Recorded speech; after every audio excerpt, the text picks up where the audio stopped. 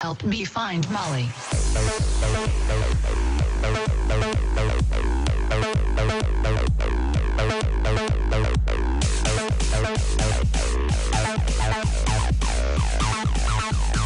Vous le remarquerez de plus en plus fréquemment.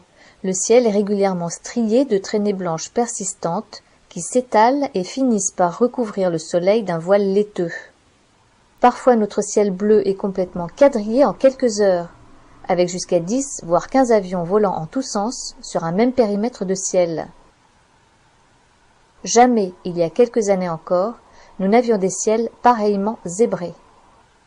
Nous nous sommes intéressés de près à ce phénomène et avons réalisé une étude chiffrée du trafic aérien qui révèle de nombreuses anomalies. Nous vous la soumettons dans ce module, après une vidéo éloquente du ciel frétois réalisée par jour d'épandage. Nous sommes le 10 avril 2015 à La Frette-sur-Seine dans le Val d'Oise. Une belle journée s'annonce. Le ciel est bleu tôt le matin. Un avion, un deuxième avion. Remarquez la longue traînée que celui-ci laisse dans le ciel. Les avions se succèdent. Rapidement, le ciel change totalement d'aspect. En quelques heures, notre ciel bleu est entièrement quadrillé. À l'arrière de la maison, mais également à l'avant. Ces traînées chimiques persistantes, nommées chemtrails, s'opposent aux contrails, traînées de condensation qui sont courtes et éphémères. D'après de nombreuses études et prélèvements, ces traînées sont composées de métaux lourds, aluminium, barium, strontium, extrêmement néfastes pour l'environnement et pour la santé. Les microparticules pulvérisées ne restent pas en suspension, elles se diffusent durant plusieurs heures, voire plusieurs jours. Nous les inhalons, elles se fixent dans nos poumons, nos muscles, notre cerveau. Sur les quais de Seine, la mer y baigne dans une atmosphère irréelle, entourée d'un nuage cotonneux fait de multiples traînées qui s'étalent et voilent entièrement le soleil. Toute la journée, des centaines d'avions se succéderont dans un grondement incessant.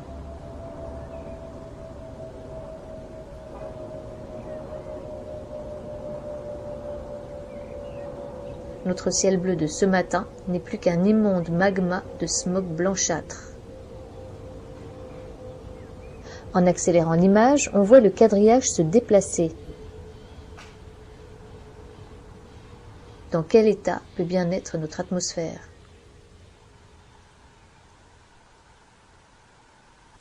L'une des phrases génériques qui revient lorsque l'on aborde le sujet des traînées d'avions est « C'est normal, c'est la pollution des avions, ils sont de plus en plus nombreux. » Puisque les avions sont au centre du problème, nous avons étudié de manière factuelle le trafic aérien au-dessus de notre domicile, non loin de l'aéroport Charles de Gaulle.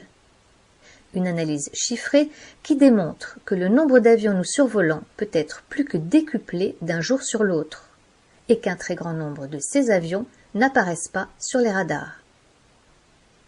Pour ce qui est tout d'abord de l'augmentation du trafic aérien, selon le rapport officiel des aéroports de Paris, si le nombre de passagers est en constante augmentation, 73 millions en 2000, 95 millions en 2015, le nombre de vols a quant à lui diminué.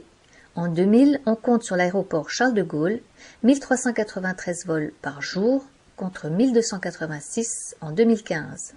Les avions accueillent davantage de passagers, en moyenne 95 par avion en 2000, 140 en 2015.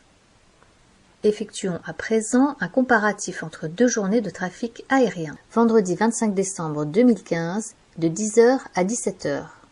Toute la journée a été pluvieuse avec un ciel maussade.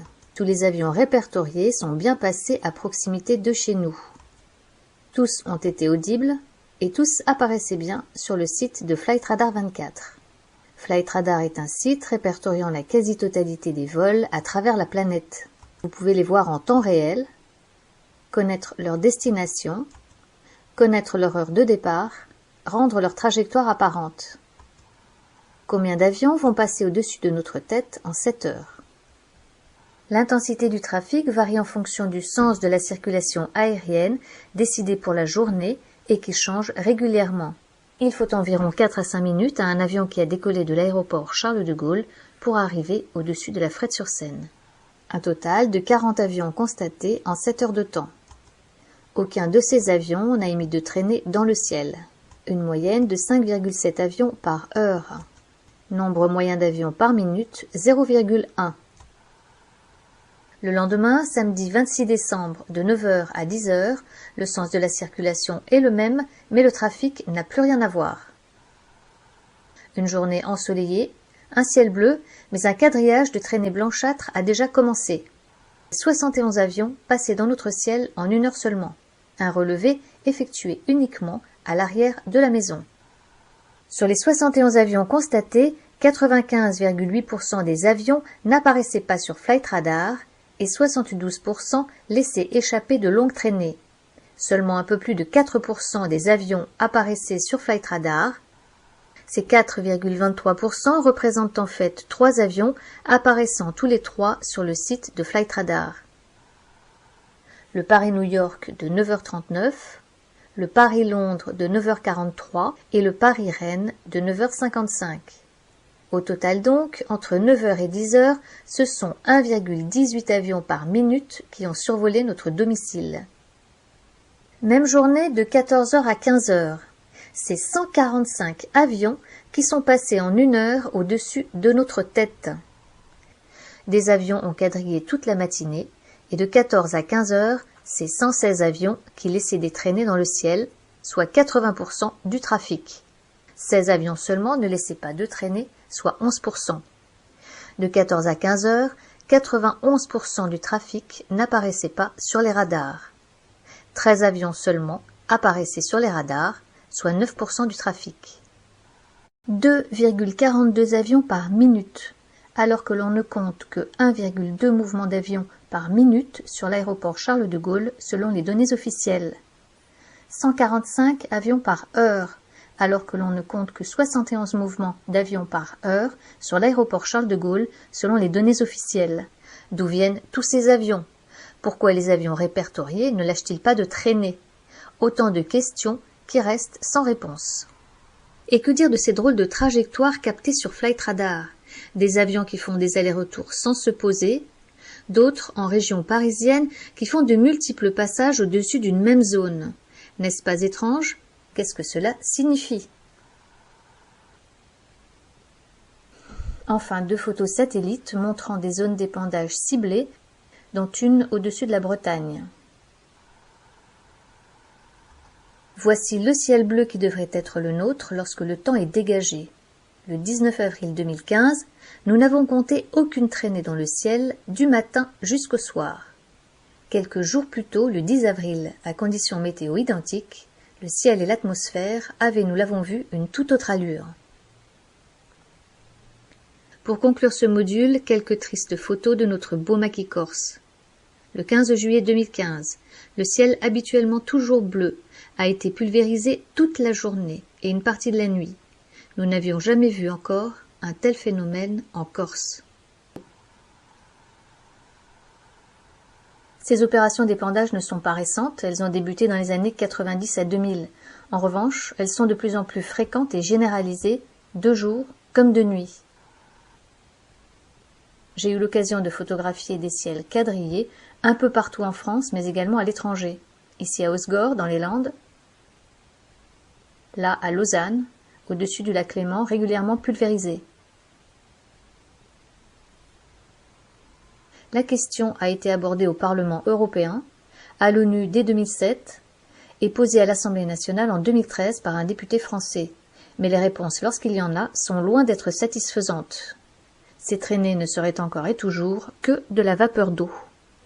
Quant au service de météorologie, il se contente d'évoquer insidieusement l'apparition dans nos ciels de cirrus d'un type nouveau. Pourtant, dans les zones particulièrement ciblées par les épandages, les dégâts sont d'ores et déjà mesurables. Ces épandages sont suspectés de provoquer des problèmes respiratoires, asthme, allergies, dérèglements gastriques, affections de la peau, anxiété, fatigue, dépression, difficultés de concentration, dégradation du système nerveux, mais également une recrudescence des maladies d'Alzheimer et de Parkinson. Dans certaines régions, les épandages sont accompagnés d'une pluie de fibres synthétiques suspectées d'être des perturbateurs endocriniens. L'écosystème est également impacté. Outre les dégâts sur la couche d'ozone, moins de rayonnement solaire au sol affecte le cycle de l'eau et la photosynthèse. Le pH de la terre est modifié, les sols asséchés et stérilisés, les incendies plus fréquents et plus difficiles à maîtriser. À titre d'exemple, ces prélèvements d'eau de pluie réalisés dans le Doubs à 16 mois d'intervalle en 2015, révélant une augmentation de 800% du taux d'aluminium dans l'eau. L'une des causes avancées pour justifier ces épandages est la gestion du rayonnement solaire et la géo-ingénierie, manipulation du climat à l'échelle mondiale. Les chemtrails seraient un moyen de créer une sorte de bouclier chimique qui filtrerait une partie des rayons du soleil, les particules d'aluminium agissant comme un réflecteur.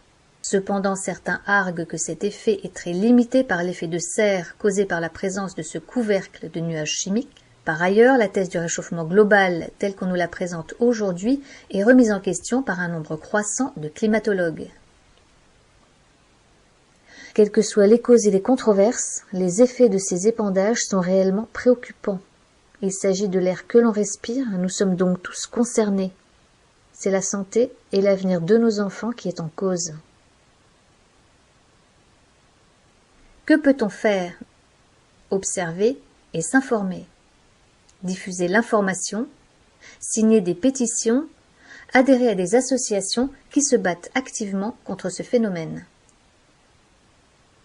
Face au silence des médias, il est urgent de se mobiliser. Plus nous serons nombreux à dénoncer ces épandages, plus nous aurons des chances de les faire cesser.